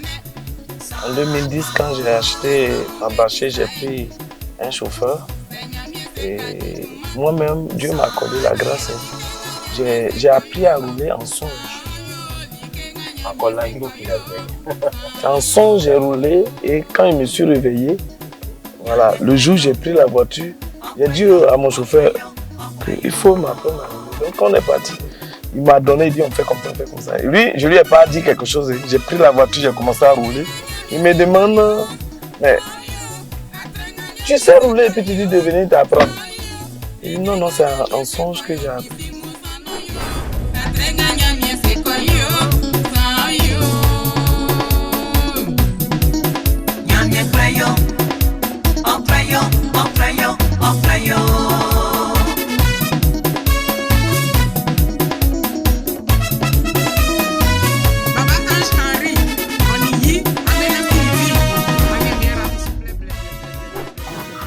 Ah, je l'avais dit. Nous étions au salon et là nous avons promis une visite à l'ECA. Vous avez vu, nous sommes entrés dans les locaux et nous sommes ici en présence du directeur Cyprien Kofi dans son bureau. Il nous donne à soi. Nous allons précieusement nous installer. Qu'est-ce que ça fait déjà? Nous sommes dans ton bureau. Quelqu'un qui était sous un hangar s'est même débrouillé à construire quelque chose et assis précieusement et confortablement dans un bureau. Qu'est-ce que ça fait déjà? La joie. La joie. La joie. Et les actions de grâce que je donne à notre Seigneur Jésus. Parce que souvent, quand je finis de m'habiller, je regarde dans le miroir et je regarde et je dis, mais attends, Jésus-Christ, tu es Seigneur. Jésus est Seigneur. Alléluia. Bon, ça, chaque fois quand j'ai des rencontres avec des gens, je dis, vraiment, vous allez m'excuser, mais ce nom, là, je ne peux pas me taire. Parce que dans notre réunion, c'est le Seigneur qui est au contrôle. Je les ai dit ça, hein, tous ceux qui travaillent avec moi. Je n'oblige pas les gens à se donner, mais je leur prêche l'évangile. Donc vous priez? Voilà. Oui, on prie. Chaque matin? Et c'est pourquoi aujourd'hui, vous voyez qu'on dit que les frères sont devenus nombreux. C'est-à-dire que ECA même accouche aussi des frères. Il faut préciser les frères en Christ appartenant à la communauté CMCI. Les gens disent que non, les gens disent non, les frères sont beaucoup ici. En fait, ceux qui viennent, d'autres se convertissent. Pour toi, c'est aussi un moyen de dire merci à Dieu. Je te dis merci à Dieu. En récupérant ou en recrutant les enfants de Dieu appartenant à la communauté dans laquelle toi-même tu as cru. C'est ça. Wow. Et comment avec ce niveau? Sûrement, plusieurs téléspectateurs sont curieux de savoir. On a 2 ordinateurs ou 3 ordinateurs. Comment quelqu'un qui a ce niveau-là, comment il arrive à pouvoir gérer tout ce matériel et aussi près de 70, je crois, 70 employés? Comment tu arrives à les gérer? Bon, non, 60. Je dis plus que 60 employés. Okay. Et c'est la grâce de Dieu. L'informatique, je n'ai pas appris, mais j'arrive à travailler correctement sur notre logiciel. Mais un gérant qui ne peut pas manipuler l'ordinateur ne peut pas gérer une entreprise. Et surtout dans le domaine des finances. Dans le domaine des finances. C'est délicat. Les gens ont fait, ils n'ont pas pu. Parce qu'il y a certains aspects que eux-mêmes, c'est vrai, à l'école, on enseigne beaucoup, mais aussi avec la pratique, là, c'est sur terrain. Et Dieu m'a donné la pratique, la connaissance. Et il m'a accordé la grâce de connaître même l'argent d'abord. Parce qu'avant de gérer l'argent, il faut le connaître. Oui, l'argent, il faut connaître l'argent avant de le gérer. Sinon, l'argent est fait pour servir l'homme. Mais ceux qui ne connaissent pas l'argent, c'est l'argent. Il devient esclave de l'argent. Mais quand tu connais, c'est toi qui manipules l'argent. Mais si tu ne connais pas l'argent, l'argent va te manipuler. Voilà pourquoi il y a des détournements de fonds. Parce qu'ils ne connaissent pas l'argent. C'est ça. L'argent, c'est un esprit. C'est un esprit. Et là, Dieu t'a donné la grâce de pouvoir maîtriser toutes ces choses. Oui. Et cela fait combien de temps que tu as créé ton entreprise? C'était depuis le 3 avril 2013. 3 avril 2013. C'est en 2013 qu'on a commencé et le 3 avril 2014, nous avons fait des papiers concernant... Donc, là, nous sommes en 2022. Nous sommes nous faisons l'entretien. Donc 2014-2022, cela fait 8 ans. Oui. 8 ans. Et tout est parfait. Oui. Par la grâce de Dieu. Par la grâce de Dieu, tout est parfait. Parce que ici, on a plusieurs... Ce qui est un peu compliqué, c'est la gestion même. Comment est-ce qu'on arrive à allier directeur d'entreprise, nous allons tout à l'heure revenir, dirigeant d'une église, pasteur, chef de famille, parce que nous avons eu cette grande famille. Comment est-ce que tu arrives à gérer ta famille, ton entreprise, les brebis, parlant de l'église, bien sûr? C'est pas du tout facile, mais Dieu me fait grâce. Surtout au niveau de la famille. Au niveau de la famille, ma femme m'aide beaucoup. Parce que quand je ne suis pas là, c'est elle qui dirige le foyer. Et par la grâce de Dieu, elle fait bien. Elle suit les enfants. Comme si j'étais là. Donc elle m'aide beaucoup. M'aide beaucoup. Maintenant, au niveau de l'église, vraiment, c'est pas du tout facile. Et ce qui fait que avec mes disciples, parce que je gère l'église de Ngatakro et l'église de Flolono. Donc, je fais tour à tour. Donc, le jour quand je vais là-bas, je donne le temps à mes brebis parce que je n'arrive pas à aller vers eux à tout moment. Donc, quand j'arrive, le jour c'est tout de Ngatakro, quand j'arrive, je donne le temps aux frères. Mais il faut dire, les frères aussi sont aussi merveilleux parce que c'est des gens que je les ai bâtis qui sont aussi engagés. Donc, quand je ne suis pas là-bas, ils dirigent bien l'église. Ils me font les comptes rendus. Et ainsi que Flolono. Donc, les deux localités que le Seigneur m'a données, c'est des frères qui sont très, très, très engagés. Ils aiment Dieu. Qu'est-ce que tu as dit par rapport à que ce soit les païens, que ce soit les enfants de Dieu, par rapport à la pauvreté, la misère, selon ton expérience personnelle, selon ce que tu as compris, qu'est-ce que tu as à leur dire? Qu'en est-il de la volonté de Dieu par rapport à cet aspect de la vie de l'homme aussi important? Ok, merci. Ce que je veux dire aux frères, je vivais la misère, mais je n'ai pas accepté la misère. C'est-à-dire, je vivais, mais je n'avais pas accepté. Et je savais que c'est un moment que je traverse, mais un jour, Dieu va me faire sortir. Étant païen, là, je ne savais pas. Mais quand j'ai cru et que je continuais, la misère continuait, à moi, je n'avais pas accepté. J'ai toujours prophétisé la positivité, j'ai toujours prophétisé comment on appelle ça? Positivité. Voilà, dans ma vie. Mais, côté négatif, je renonce. Je ne veux pas, je veux pas accepter ça. Ceux qui me connaissent bien, les frères qui me connaissent bien, savent que je suis positif. Je ne suis pas négatif. Et toi, c'est cela la volonté de Dieu. Oui. C'est-à-dire qu'en moi, je sais que Dieu va faire. Donc, j'encourage les frères à ne pas accepter la pauvreté dans leur vie. Parce que souvent, les gens disent que non, c'est que si je prends ma situation comme ça, Dieu merci que j'ai Jésus. Oui, on a Jésus, mais on doit manger. Chacun doit lutter. Ne doit pas accepter sa position de pauvreté. D'accord, ça, je pense que c'est bien compris. Et à ceux qui ne croient pas en Jésus? Eux-mêmes, là, d'abord, ce que je peux leur dire, c'est qu'eux-mêmes, ils ne sont pas venus par eux-mêmes sur la terre.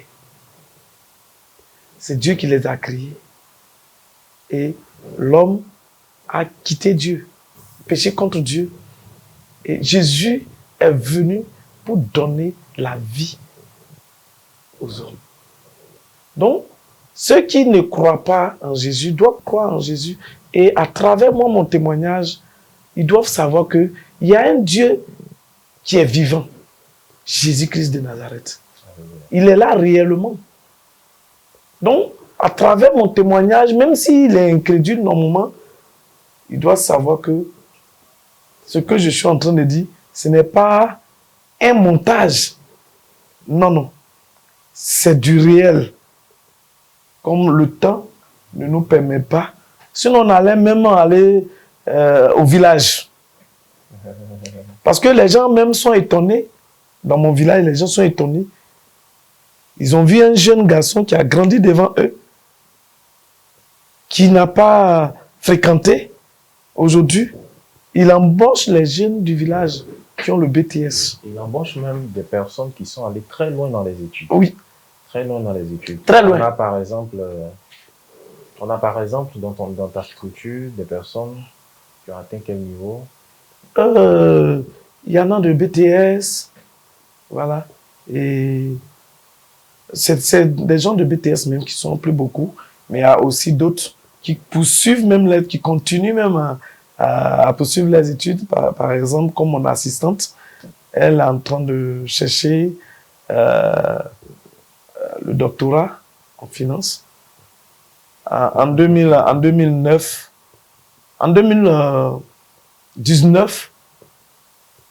fin 2019, quand on est rentré en 2020, c'est là que moi je lui ai déclaré que j'ai eu le doctorat en finance.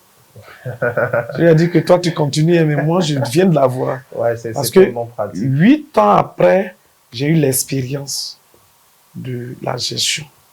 Je peux même enseigner. Et là, c'est clair. Oui, je peux enseigner à quelqu'un comment gérer l'argent. Voilà, comme tout à l'heure, j'ai dit que c'est un esprit. Et l'esprit là, Jésus nous a donné le nom. Maman. L'argent. Parce que souvent, les gens disent que l'argent n'est pas bon. L'argent, même physiquement, là, c'est qu'on voit là. Ce n'est pas... C'est pas ça qui est mauvais.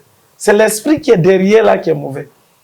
Donc, si tu connais l'argent et tu sais qu'il y a un esprit derrière, alors tu pourras bien gérer l'argent. Parce que quand il va communiquer, parce que l'esprit là communique avec l'esprit de l'homme. Et voilà pourquoi, vous voyez, il y a des gens, lorsqu'ils n'ont pas de l'argent, ils ont leur vision est claire, leur pensée, toute leur vie même est organisée. Ils disent, si je gagne l'argent, voilà ce que je vais faire. Mais du coup, quand l'argent vient, ils sont déviés. L'argent les amène à dévier leur voie, leur pensée, leur objectif. C'est ça. Pourquoi? C'est l'esprit là. Parce Bien. que l'esprit là les communique, il parle à ton esprit. Maintenant, comme tu ne le maîtrises pas, tu ne le connais pas, tu penses que ce sont tes idées. Et c'est ce qui trompe les gens. Vous voyez que si quelqu'un te donne l'argent, il dit, garde mon argent. Il vient te donner 100 000 francs. Il dit, bon ça, peut-être c'est dans 2 mois ou bien dans 3 mois que je vais prendre, je n'ai pas besoin, mais garde ça. Il ne t'a pas dit de prendre. Mais tu es là, tu gardes bien l'argent de la personne. Et puis, un jour, tu dis, bon, vraiment, l'esprit là va te communiquer de prendre. Et tu vas voir qu'il y a un besoin. Et tu prends l'argent de la personne. Pourtant, tu pouvais l'appeler pour lui dire que si tu n'as pas besoin, vraiment, voici un besoin. Mais l'esprit ne te donne pas. Il te dit, comme il n'a pas besoin, prends. Et après, tu vas rembourser. Et lorsque tu touches net, même esprit là, il communique à la personne qui a l'argent pour dire, ton argent que tu as mis là-bas, là, voilà, tu peux prendre même pour faire telle chose. Va prendre. Et du coup, le jour où tu touches l'argent, le monsieur t'appelle et dit mon argent. Parce que les gens, souvent les gens disent que quand tu gardes l'argent de quelqu'un, il ne faut pas toucher. Le jour où tu touches net, c'est ce jour-là il va venir demander. Au fait, c'est l'esprit là qui communique. Là, tu es endetté. Voilà. Et puis on dit il n'est pas honnête. C'est clair. Oh, merci donc il faut beaucoup. connaître l'argent et l'esprit qui est derrière l'argent. Et Dieu vous a tellement aussi béni, la chose a été tellement prise au sérieux, la gestion, le management est tellement et sûrement efficace qu'il vous a béni avec d'autres partenaires. Oui, oui, Dieu, dans sa grâce, nous ne sommes pas représentés partout, mais à travers nos partenaires, c'est comme nous sommes partout. Parce que partout en Côte d'Ivoire, même en dehors de la Côte d'Ivoire, les gens peuvent payer. Voilà. Donc, notre premier partenaire, c'est Wave Côte d'Ivoire. C'est une structure, quand ils sont arrivés en Côte d'Ivoire, c'est les gens qui les ont parlé de moi. Parce qu'il y a un jeune à Daoukro, vraiment, il est bien. Et quand ils sont arrivés, on a échangé. J'ai vu qu'ils ont même vision que nous. Aider les gens, aider la population. Il dit, bon, ça, peut marcher ensemble. Donc, on a signé notre partenariat. Et aujourd'hui, au niveau de la région ici, on les représente ici, côté financier, c'est nous qui gérons ce côté-là, au niveau de la région. Voilà. Donc, il y a aussi EcoBank, qui est aussi notre partenaire. C'est-à-dire, dans tous nos agences, si quelqu'un a besoin de faire son retrait EcoBank, ici, il vient ici, on peut faire son retrait EcoBank. EcoBank, on peut faire aussi les dépôts, hein, son dépôt EcoBank. Voilà. Donc, retrait, ça marche, dépôt, ça marche. Voilà. On a fait ça juste pour dire à nos clients que partout, ils peuvent épargner. C'est-à-dire que là où il y a EcoBank Express, nos clients peuvent déposer l'argent sur leur compte et puis transférer sur eux-mêmes leur compte qui est ici. Voilà. C'est la même chose comme Wave. Agemas, ils sont aussi notre partenaire. Voilà. Maintenant, il y a aussi HL Money, qui est aussi des partenaires. Voilà. Eux, ils font aussi les Western Union, RIA. Et il y a aussi, vous savez que actuellement, Trésor aussi fait Trésor Money. Voilà, donc on fait aussi Trésor Money ici. Même au niveau de l'État. Mais nous n'allons pas nous arrêter là. Nous allons tout à l'heure visiter quand même vos locaux. Merci. Une visite et par la suite, ça ne sera pas la fin parce que nous irons quelque part.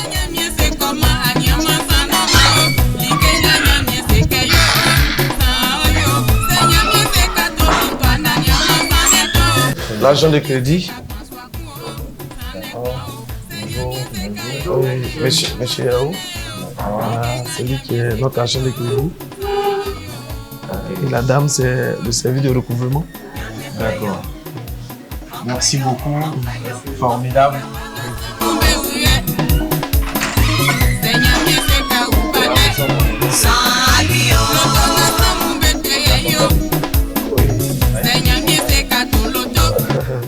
En fait, le comptable même n'est pas là. Voilà. Donc, c'est... Donc, ici, les dames, elles sont chargées de saisir la collecte. Quand les gens quittent, les jeunes gens quittent le bureau, il y a une fiche. Donc, c'est eux maintenant qui font passer la collecte, collectée, pour passer sur les comptes. C'est un travail sérieux. Il y a deux groupes, hein. Il y a un autre groupe de l'autre côté encore. Eux aussi sont chargés de faire la collecte et de saisir la collecte, et aussi de visiter et de contrôler tous les fiches. Est-ce que ce que l'agent collecteur a déclaré, c'est exactement ça? Ils vont vérifier. On va aller dans le bureau aussi. Bon boulot à vous, bon service. Ok, merci beaucoup.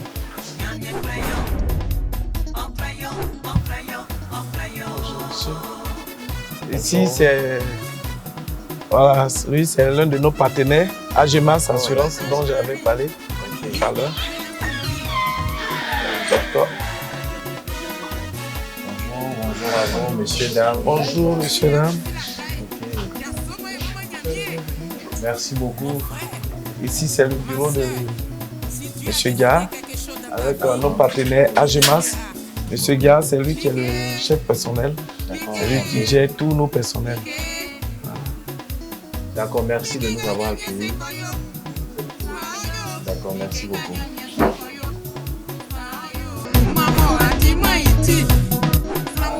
Donc, c'est les deux dames qui gèrent ici. Voilà, ça veut dire qu'ils sont les caissiers. Ok, ça se passe bien le boulot. Ok, c'est juste une petite, pas effrayant. Ok, donc c'était nous. Ok, donc on va.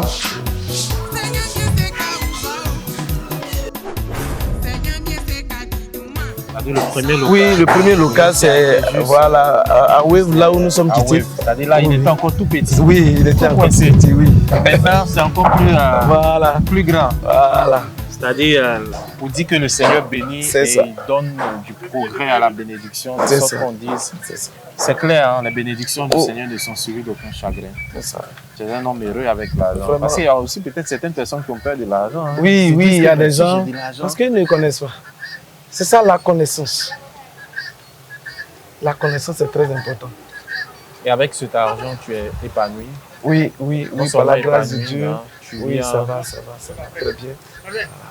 C'est formidable ça. Voilà, c'est une de mes disciples. Hein. Voilà, donc elle m'a vu, tu vois que tout joyeux, elle veut me saluer. Non, Voilà, sois béni. Ça va bien, maman? D'accord. Ok.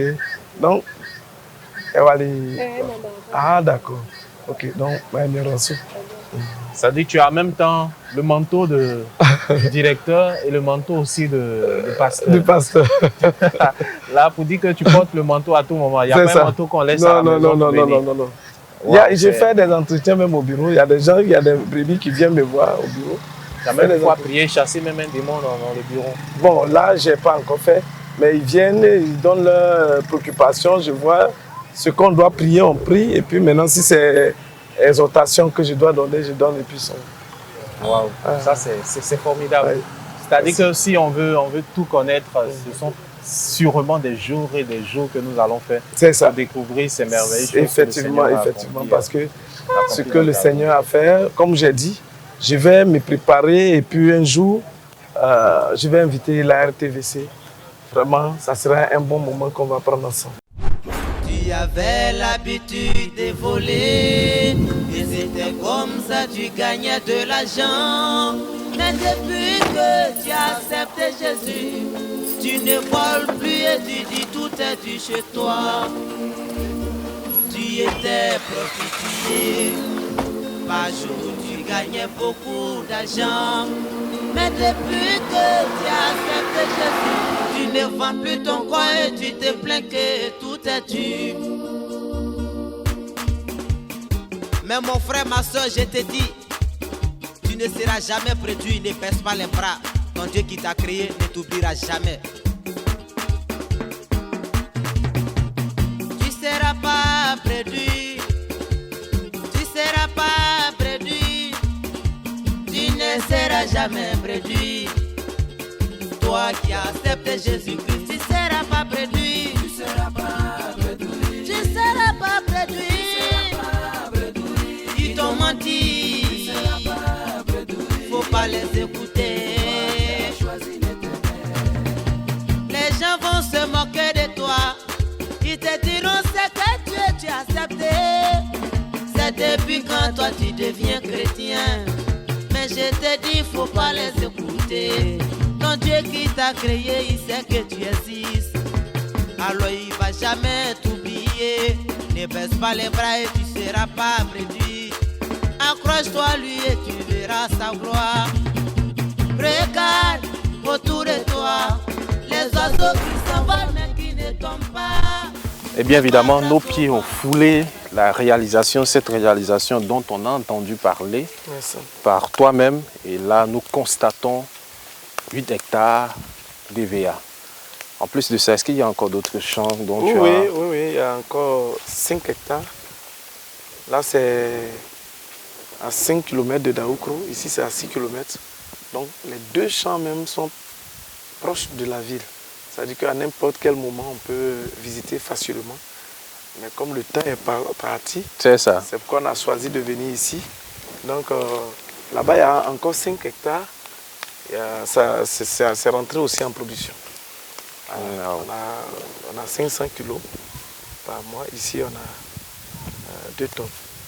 On pourrait dire quand Dieu bénit, il te bénit de façon authentique. Parfaitement. Et revenons sur un aspect aussi très important. Le Seigneur t'a béni socialement. Il t'a permis de faire plusieurs réalisations. Il a fait de toi un grand homme d'affaires, un directeur, avec plusieurs employés dont tu as la gestion. Et qu'en est-il de l'aspect spirituel? Surtout qu'on en a parlé juste un peu, mais il faudrait qu'on revienne là-dessus. L'aspect spirituel, c'est resté intact. Et ça, j'ai même ça a augmenté, parce que pas intact, ça a augmenté encore. Parce que le dirigeant d'assemblée, D'accord. je suis devenu ancien de l'église. Et encore, ça ne s'est pas resté là. J'ai aussi 2 localités que je dirige, que je suis leur dirigeant. Il y a Ngatakro, qui est une sous-préfecture même de Daoukro. D'accord. Voilà. Et il y a aussi Flolonou. Là, c'est un campement de Daoukro. Flolonou, il y a plus que 70 disciples qui sont là-bas. Et Ngatakro, une cinquantaine de disciples. Donc, Tu n'as pas juste croisé les bras. non. À l'ancien Kofi-Kwasi Cyprien, dirigeant de l'église CMCI Ngatakro Flolonou, nous vous saluons au nom de notre Seigneur Jésus-Christ de Nazareth. Nous, Église, nous tes disciples, nous venons par ce mot te dire merci pour tous tes bienfaits à notre égard. Depuis l'année 2016, si nous avons bonne mémoire, que le Seigneur t'a envoyé à nous, l'église CMCI Ngatakro, le ciel s'est ouvert sur nous. La lumière est entrée dans ce village et dans nos vies. Pour rappel, nous étions autrefois dans un lieu où on adorait le Seigneur dans le mensonge, sans repentance, croyant que nous étions dans la vérité. Après cela, tu es venu avec nous sous la vache noire. Quand tu garais la voiture, les gens se demandaient, ils cherchent quoi sous cette vache noire. Mais tu nous disais de prendre des photos pour souvenir, pour voir les merveilles de Dieu dans nos vies plus tard. Le Seigneur nous a donné notre Moïse pour nous faire sortir du péché et de la misère. Pour ne pas être long, nous te disons merci pour ce beau et joyeux que tu offres au Seigneur et à nous, ses disciples. Hier, sous nos pieds, c'était la poussière. Hier, quand nous dansons, c'était également la poussière. Hier, quand nos mamans balayaient le temple pour l'entretenir, c'était la poussière qui se soulevait au risque de les enrhumer. Mais par la grâce de Dieu qui vous a utilisé, nous avons ce beau joyau qui nous rend si joyeux. Car nous pouvons esquisser des pas de danse pour la gloire de notre Dieu. Les frères m'aiment. Et quand Ce n'est pas que... Parce que bien avant même que Dieu me bénisse, j'ai senti l'amour des frères envers moi. Et ça continue jusqu'à aujourd'hui. Et mes disciples, vraiment, tu peux donc confirmer des frères qui sont remplis d'amour pour moi. Alléluia. Je les aime eux aussi, mais ils m'aiment. Donc le Seigneur bénit de toutes sortes de bénédictions. J'ai dit, vous voyez ce champ, 8 hectares, c'est les frères qui ont nettoyé. Et il faut aussi préciser que le service à Dieu se fait avec un cœur libéré du péché. C'est ça. Quand je me suis donné, j'ai vu que le Seigneur n'aime pas le péché. Le Seigneur Jésus, quand il lit même dans la Bible, le Seigneur a la haine du péché. Donc, vraiment, je me suis engagé entièrement. Et j'ai même dit, malheur à moi, le jour où je commette l'impudicité. Il y a un frère qui a dit, mais tu es trop fort. Tu es courageux. Hein? Je dis, parce que j'ai décidé de suivre Jésus. Et depuis ce jour, je me suis gardé jusqu'à aujourd'hui. Alléluia. Donc plus d'impudicité. Plus d'impudicité. La cigarette. La cigarette. J'ai abandonné l'alcool. Celui qui était... Moi qui voulais faire publicité de Koutoukou. J'ai abandonné. Aujourd'hui, tu fais la publicité du Seigneur Jésus. Oui. Aujourd'hui, je gagne des âmes. Je prêche l'évangile. Je gagne des âmes. Et les gens sont contents. Vraiment, quand les gens m'entendent le témoignage que je rends, ils sont contents. Il est quand même important d'être très heureux parce que le Seigneur, au travers de ton expérience, de ton témoignage, démontre surtout à ceux qui ne le connaissent pas que Jésus-Christ sauve, délivre, libère, transforme, guérit. Jésus-Christ accomplit de merveilleuses choses dans la vie des hommes. Tout à l'heure, parce que nous sommes pratiquement à la fin, l'occasion te sera donnée pour t'adresser à ces personnes, à tous ces téléspectateurs qui nous écoutent, afin que tu les dises quelque chose, ce dernier mot, ce qu'ils peuvent retenir comme conclusion à partir de ton expérience. Donc, tu vas regarder la caméra là et t'adresser à eux. Auparavant, nous et nos parents, nous n'avons pas connu Dieu. On a adoré les bois, les cailloux, croyant qu'ils peuvent nous apporter quelque chose. Mais c'était zéro. Et quand j'ai décidé de donner ma vie à Jésus, et je l'ai donné aujourd'hui, il a transformé ma vie. Il m'a béni. Et c'est pourquoi aujourd'hui je suis en train de vous parler. Donc, j'encourage tous les frères à aimer Jésus de façon totale. Quelles que soient les difficultés, il faut persévérer. Parce que moi-même, j'ai persévéré. Quand j'ai donné ma vie à Jésus, ça n'a pas été facile. J'ai tout perdu. J'étais boutiquier, mais ce n'était pas fondé sur la vérité. Donc, quand j'ai donné ma vie à Jésus, tous les petits trucs que j'appelais bien là, j'ai tout perdu. J'ai repris ma vie à zéro avec Jésus. Il y a eu des gens même qui se sont moqués de moi. Ils m'ont dit non, c'est parce que j'ai abandonné l'autre communauté que j'ai tout perdu. Je les ai dit non. C'est maintenant que j'ai eu Jésus et Jésus ne trahit pas. Mais l'argent trahit. Mais Jésus ne trahit pas. Et ils ont été touchés, ces personnes qui voulaient me décourager, à me retourner en arrière. Donc ils ont vu que ils ont essayé, mais ça n'a pas marché. Donc, vraiment, j'encourage tous les frères à s'engager, à aimer Jésus et à demeurer ferme, quelle que soit la situation. Il ne faut pas rétrograder. Merci beaucoup. Que le Seigneur vous bénisse. Amen. Et nous disons Amen. Ce sont sur ces notes d'espoir que nous allons vous dire au revoir. Vous convenez avec moi, il est important pour nous d'effectuer ce déplacement depuis Abidjan jusqu'ici à Daoukro, parce que nous avons vu ici la bonté et l'amour du Seigneur dans la vie de notre témoin Cyprien Kofi, qui a bénéficié de la grandeur du Seigneur, ce Seigneur qui bénit de façon authentique.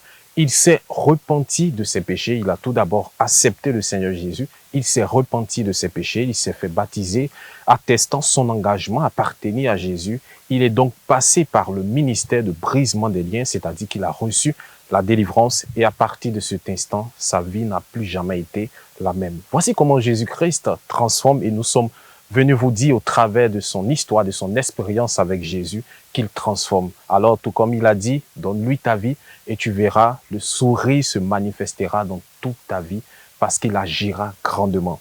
Merci beaucoup d'avoir suivi Vie Transformée ici à Daoukro. Nous espérons vous donner encore un autre numéro de Vie Transformée. D'ici là, portez-vous bien, nous nous disons au revoir et que Dieu vous bénisse abondamment.